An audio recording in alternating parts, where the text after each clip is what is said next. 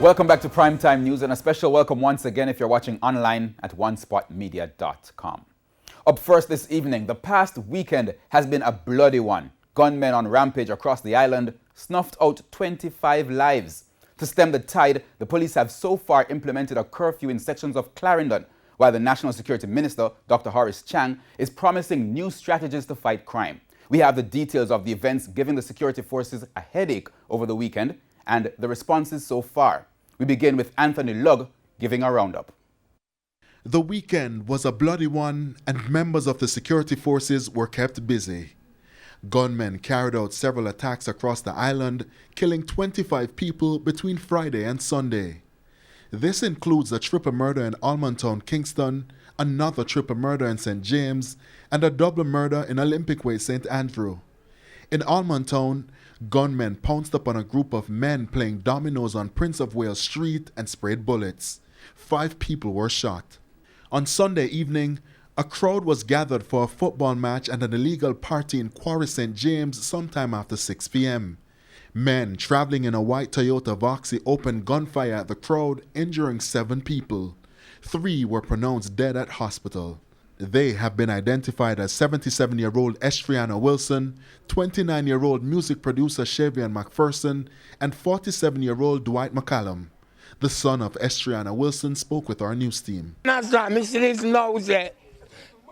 get out of hand. Gone bad. The man, suspected to be the driver of the getaway vehicle, was later found with a bullet wound.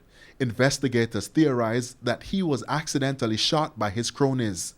The killings have led to renewed calls from residents for the government's intervention.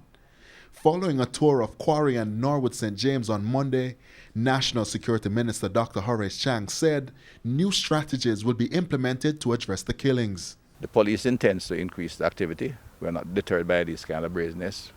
We'll increase the curfew on cordons. We'll increase the curfews.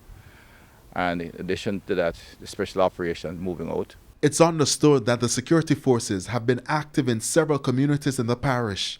The residents welcomed this, but called for more targeted operations to rid the communities of those involved in the attacks. Dr. Chang says the Special Operations Unit of the Jamaica Constabulary Force will be deployed in response to the murders. We have developed fugitive apprehension teams, which is smaller groups which target high-value targets. And they are supported by the special op teams. So once they are identified and their location can be clearly, are known, they'll be apprehended and prosecuted. Anthony Lugg, TVJ News.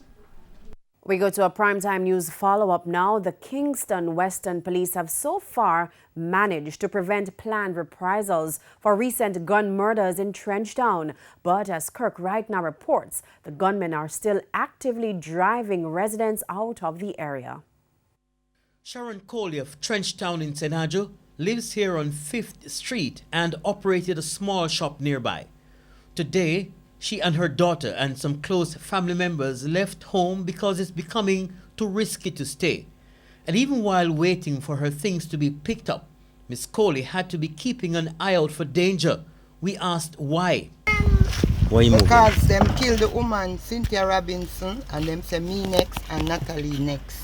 Added to that, Miss Coley says she's been targeted because her relatives are a part of a gang war in Trenchtown that's claimed several lives, including that of Cynthia Robinson 2 Saturdays ago and another man days before that. Miss Coley says hours before they killed Cynthia Robinson, they also attempted to kill her, but she managed to escape from the yard with her children. When mother said, me nah go be biased, I have 2 sons in the war where them say sacks. I have nephew and cousin were in the war to where say sacks. Whenever time anything occurred, with anybody who dead or anything happen in the community, it come down upon us family.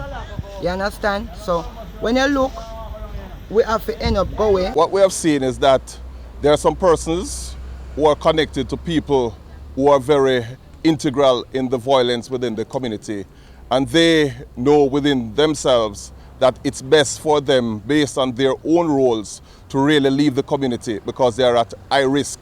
They prefer not to share the information with the police, but we are still trying to reach out to them. So far, several persons, mainly women, have had to flee the area. Some were threatened and others left because of their association to people in the ongoing conflict. Ms. Coley says the police presence is not effective, but the police have another view of things. We believe that the police presence within the community has been impactful. We have at least arrested one of the main perpetrators of the violence. We have seen where others are turning themselves into the police to be interviewed.